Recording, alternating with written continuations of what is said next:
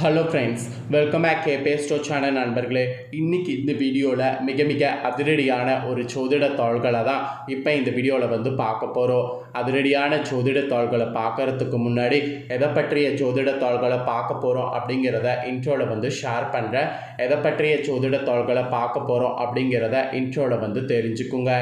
தற்போது 2025 ஆண்டு பிறந்து இதில் 9வது மாதமான செப்டம்பர் மாதம் நடந்துட்டுருக்கு.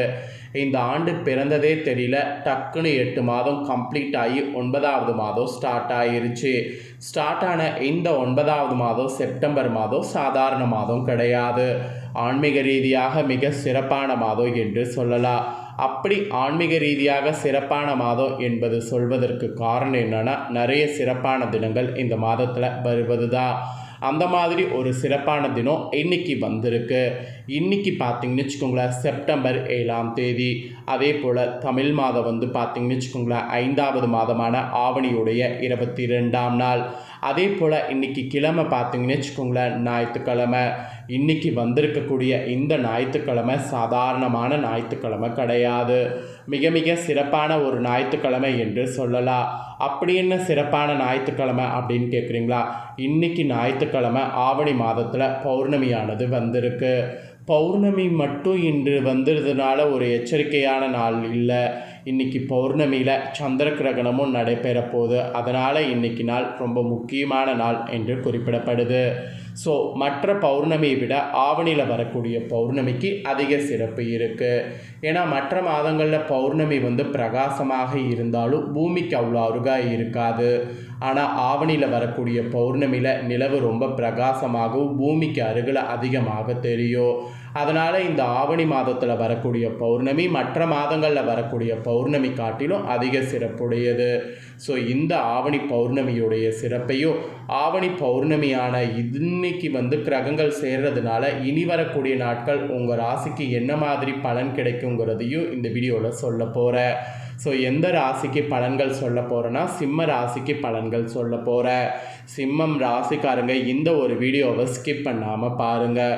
உங்கள் ராசிக்கு என்ன பலன் கிடைக்கும் அப்படிங்கிறத தெரிஞ்சுக்குங்க. அது மட்டும் இல்லாமல் உங்கள் ராசிக்கு என்ன மாதிரியான பரிகாரம் செய்தால் உங்கள் வாழ்க்கையில் நல்ல முன்னேற்றம் ஏற்படுங்கிறதையும் தெரிஞ்சுக்குங்க. ஃபஸ்ட்டு ஆவணி பௌர்ணமியுடைய சிறப்பையும் இன்றைக்கி ஆவணி பௌர்ணமியில் பண்ண வேண்டிய பரிகாரத்தையும் சொல்ல போகிறேன். முதல்ல சிம்ம ராசிக்காரங்க அதை தெரிஞ்சுக்குங்க. நெக்ஸ்ட்டு உங்களுக்கான பலனை இந்த வீடியோவில் அதிரடியாக பார்க்கலாம். இன்றைய தினம் ஞாயிற்றுக்கிழமையோடு சேர்ந்து வந்திருக்கக்கூடிய அற்புத பௌர்ணமி திதி. ஞாயிறு என்றால் சூரிய பகவான். நமக்கு பணத்தையும் நகையையும் சக்தி அளிக்கக்கூடியவர் இவர். ஸோ இன்றைக்கி பௌர்ணமி திதியில் மகாலட்சுமி வழிபாடு செய்தால் நம்ம வீட்டில் செல்வம் பல மடங்காக பெருகும் என்பது நம்பிக்கை. ஸோ இந்த நாளில் வெற்றி கொடுக்கக்கூடிய வெத்தலையை வைத்து ஒரு சிறப்பு பரிகாரம் நாம் செய்யணும். ஆக்சுவலி ஆவணி மாதம் பெருமாளுக்கு விநாயகருக்குரிய மாதம். பெருமாளுடைய அவதாரங்களான கண்ணன் அவதரித்ததும் விநாயகர் பிறந்ததும் இந்த மாதத்தில் தான். இத்தனை சக்திகள் இருக்கக்கூடிய இந்த மாதத்தில் இன்றைய தினம் வந்திருக்கக்கூடிய இந்த பௌர்ணமி ரொம்ப முக்கியமான பௌர்ணமி. ஸோ எளிமையான ஒரு ஆன்மீக சார்ந்த பரிகாரத்தை இன்றைக்கி நாம் செய்கிறதுனால நம்ம தலையெழுத்து மாறுங்கிறது சொல்லப்படுது. ஸோ இன்றைக்கி பௌர்ணமியில் வெத்தலை வைத்து செய்யக்கூடிய பரிகாரத்தை தெளிவாக தெரிஞ்சு மறக்காமல் பண்ணி பயன்பெறுங்க. இன்று மாலை 6 மணி அளவில் நிலவு உதயமாகக்கூடிய சமயத்தில் இந்த பரிகாரத்தை செய்யுங்க. உங்கள் வீட்டில் வெட்ட வெளியாக இருக்கக்கூடிய இடத்துல அமர்ந்து கொள்ளுங்க. மொட்டை மாடி, பால்கனி, ஜன்னல் பக்கம் எந்த இடத்துல அமர்ந்து செய்தாலும் சரிதான். ஸோ சுத்தமான மஞ்சத்தூள் எடுத்து ஒரு கிண்ணத்தில் போட்டு தண்ணீர் ஊற்றி நல்லா கரைத்து கொள்ளுங்க. மஞ்சளில் கட்டி இருக்காத மாதிரி கரைத்து கொள்ளுங்க. அந்த மஞ்சளில் விரலில் தொட்டு எழுதக்கூடிய அளவுக்கு அதை கரைத்து தயார் செய்து கொள்ளுங்க. அப்புறம் ஒரு அழகான வெத்தலை எடுத்துக்கொள்ளுங்க. உங்களுடைய வலது கை ஆள்காட்டி விரலில் இந்த மஞ்சளை தொட்டு வெத்தலையில் மகாலட்சுமி தாயை மனதார நினைத்து ஒரு முறை ஸ்ரீம் என்ற வார்த்தையை எழுதுங்க. வெத்தலையை எழுதுனதுக்கு பின்னாடி ஒரு தாம்பலத்தட்டில் மேல் வைத்து இந்த வார்த்தையை எழுதிவிட்டு மகாலட்சுமி நினைத்து இந்த ஸ்ரீம் என்ற வார்த்தையை மனதிற்குள் மந்திரமாக ஜபிக்க வேண்டும். 5 நிமிடம் ஆள் மனதில் மகாலட்சுமி நினைத்து இந்த மந்திரத்தை சொல்லுங்கள். அப்புறமேட்டு நீங்கள் அடுத்ததாக என்ன பண்ணுங்கிறத சொல்கிறேன். இதை நான் சொன்னதை இன்று மாலை 6 மணிக்கு மேலாக செய்யுங்க. அதுக்குன்னு 12 மணிக்கு செய்யாதீங்க. இரவு 9 மணிக்கு முன்பாக பரிகாரத்தை செய்திருங்க. ஏன்னா இன்றைக்கி சந்திர கிரகணம் இருக்குது. இன்றைக்கி இந்த விஷயம் நீங்கள் செய்கிறதுனால நில ஒளியின் சக்தியோ வெற்றில சக்தியோ சூரிய பகவானுடைய சக்தியோ இறங்கும். அது மட்டும் இல்லாமல் மேகமூட்டத்துக்கு இடையில் நிலவு தெரியவில்லை என்றாலும் பரவாயில்லை. சந்திர பகவான் ஆற்றல் பூமியில் நிறைவாக இருக்கும். அதனால் இன்றைக்கி பார்த்திங்கன்னு வச்சுக்கோங்களேன், இதை கண்டிப்பாக செய்யுங்க. ஸோ செய்ததுக்கப்புறம் இந்த தட்டை கொண்டு வந்து அப்படியே பூஜையில் மகாலட்சுமி தாயின் முன்பு வைத்து விடுங்க. வழக்கம் போல் பூஜையில் விளக்கேற்றி அலங்காரம் செய்து வைத்திருப்பீங்கள்ல, அதுக்கு கற்பூர ஆராத்தியை பூஜையில் காண்பித்து பூஜை நிறைவு செய்து கொள்ளுங்கள். இந்த மஞ்சள் சிறிது நேரம் காய்ந்த பிறகு வெத்திலையோடு அப்படியே எடுத்து இதை திறந்தபடியே பீரோவில் வைத்து விடுங்க. பீரோவை மூடலாம். வெத்தலையை திறந்தபடி பீரோவில் வைத்து விட்டுட்டிங்கன்னா மன உருகி உங்கள் வீட்டில் மகாலட்சுமி வருகை இருக்கும். நிறைய பணம் நகை சேரும். அந்த மாதிரியான ஒரு சக்தி இதுக்கு கிடைக்கும். அவ்வளோதான் பரிகாரம். 3 நாட்கள் கழியட்டும். இன்றைக்கி ஞாயிற்றுக்கிழமை செய்கிறீங்களா, திங்கள் அப்புறம் செவ்வாய் முடிந்ததும் புதன்கிழமை இந்த வெத்தலை எடுத்து கால்படாத இடத்துல போட்டு விடுங்க. இந்த 2 நாட்களில் நிலவின் ஒளியின் ஆற்றல், மகாலட்சுமி ஆற்றல், சூரிய பகவான் அருள், அப்புறம் ஆவணி என்பதால் பெருமாள் ஆசி உங்கள் பீரோவுக்கு கிடைத்துவிடும்.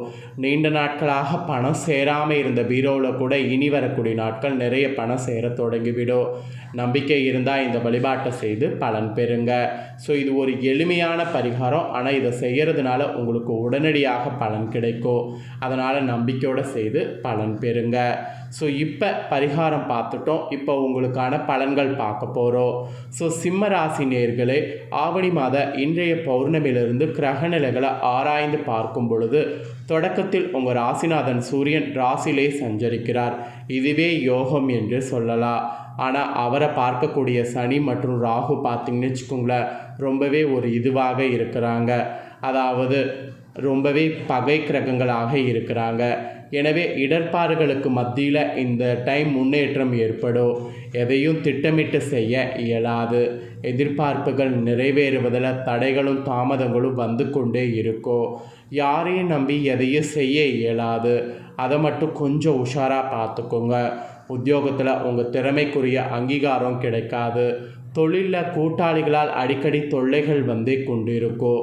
தொழிலில் தச புத்திக்கேற்ப தெய்வ வழிபாடுகள் இந்த பௌர்ணமியிலிருந்து நீங்கள் செய்கிறதுனால திருப்தியான வாழ்க்கையை அமைத்து கொடுக்கும். ஸோ இந்த மாதிரி தான் நீங்கள் கவனமாக இருக்கணும் என்பது சொல்லப்பட்டிருக்கு. அப்புறம் கடகராசிக்கு சுக்கிரன் வந்திருக்கிறாரு. இந்த பௌர்ணமி உங்கள் ராசிக்கு 3, 10 ஆகிய இடங்களுக்கு அதிபதியானவர் சுக்கிரன். அவர் விரயஸ்தானத்திற்கு வரும்பொழுது தொழில் மாற்ற சிந்தனைகள் மேலோங்கும். வெளிநாடு சென்று பணிபுரிய வேண்டும் என்று ஆசைப்பட்ட உங்களுக்கு அதற்காக எடுக்கக்கூடிய முயற்சி கைகூடும். குறிப்பாக கடகத்தில் சஞ்சரிக்கக்கூடிய புதனோடு சுக்கிரன் இணைந்து இந்த பௌர்ணமியில் புத சுக்கிர யோகம் உருவாகுது.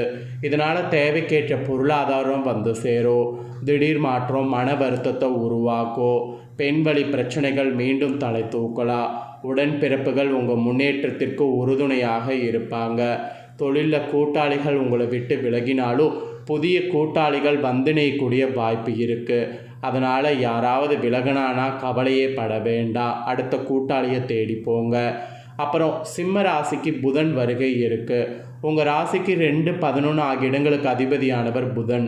ஸோ தனலாபதிபதியான புதன் உங்கள் ராசியிலே சஞ்சரிக்கக்கூடிய இந்த பௌர்ணமி நேரம் ஒரு உன்னதமான நேரமாகும். பணவரவு திருப்தி தரும். கொடுக்கல் வாங்கல் சீராகவும் சிறப்பாகவும் இருக்கும். உறவினர்களோடு இருந்த கருத்து வேறுபாடு அகலும். தொழில் மற்றும் வியாபாரத்தில் இருந்த மந்த நிலம் மாறும். குடும்ப உறவினர்கள் உங்கள் குணமறிந்து நடந்து கொள்வாங்க. வெளிநாடு செல்லக்கூடிய யோகமும் அதற்காக எடுக்கக்கூடிய முயற்சியில் வெற்றியும் கிடைக்கும். பிரிந்து சென்றவர்கள் மீண்டும் வந்து இணைவாங்க. இளைய சகோதரத்தோடு இணக்கம் ஏற்படும். குறிப்பாக வருமான உயரும். இந்த நேரத்தில் கடன் சுமை குறைய வழி பிறக்கும். வாங்கிய கடனை கொடுத்து மகிழ்வில்லாம். அப்புறம் வழக்குகள் உங்களுக்கு சாதகமாக முடியும். ஸோ இந்த மாதிரி சாதகமாக கூட நிறைய இருக்கும். ஆக்சுவலி உடன்பிறப்புகளால் ஏற்பட்ட பிரச்சனைகள் அகலும். பஞ்சாயத்துகள் கூட உங்களுக்கு சாதகமாக முடியும். பொது வாழ்வில் இருக்கிறவங்களுக்கு இருந்த குறுக்கீடுகள் விலகும். வாடகை கட்டிடத்தில் உள்ள தொழிலை சொந்த கட்டிடத்திற்கு மாற்றக்கூடிய முயற்சி நீங்கள் செய்தால் அது கைகூடும். இந்த மாதிரி நீங்கள் பண்ணக்கூடிய சிறு முயற்சிகளுக்கு பெரிய வெற்றி கிடைக்க வாய்ப்பு இருக்குது. ஸோ உங்கள் ராசிக்கு இந்த பௌர்ணமியிலேருந்து இதுதான் பலன் என்பது குறிப்பிடப்பட்டிருக்கு. ஸோ குறிப்பிடப்பட்டதை தெளிவாக உங்களுக்கு ஷேர் பண்ணிட்டேன். ஷேர் பண்ணதை நீங்கள் தெரிஞ்சிருக்கேற்ப நடந்து பயன் பெறுங்க. ஸோ இதை நீங்கள் பார்த்தது போல் உங்கள் ஃப்ரெண்ட்ஸ் ஃபேமிலியில் இருக்கிறவங்க பார்த்து அவங்களும் பயன்பெறணும் அப்படின்னு நினச்சிங்கன்னா வீடியோ லைக் பண்ணி ஷேர் பண்ணுங்கள் உங்கள் ஃப்ரெண்ட்ஸ் ஃபேமிலிக்கு. உங்கள் ஃப்ரெண்ட்ஸ் ஃபேமிலியில் இருக்கிறவங்களும் சிம்ம ராசிக்காரங்களாக இருந்தாங்கன்னா இந்த தகவல்களை தெரிஞ்சு இதற்கேற்ப நடந்து பலனடையட்டும். இதே போல் புதிய தகவல்களை தெரிந்து கொள்ள சேனலை சப்ஸ்கிரைப் பண்ணுங்கள், கூட பெல் பண்ண ப்ரெஸ் பண்ணுங்கள். ஃபஸ்ட் டைம் பார்க்குறவங்க அதை நீங்கள் பண்ணிட்டீங்கன்னா இனி நான் போகிற மற்ற அப்டேட்டான எல்லா வீடியோஸும் உடனுக்குடனே தெரிந்து கொள்ளலாம். ஸோ மறக்காமல் பண்ணுங்கள். சுவாரஸ்யமாக வேறொரு வீடியோவில் உங்களை சந்திக்கிறேன். தேங்க்யூ.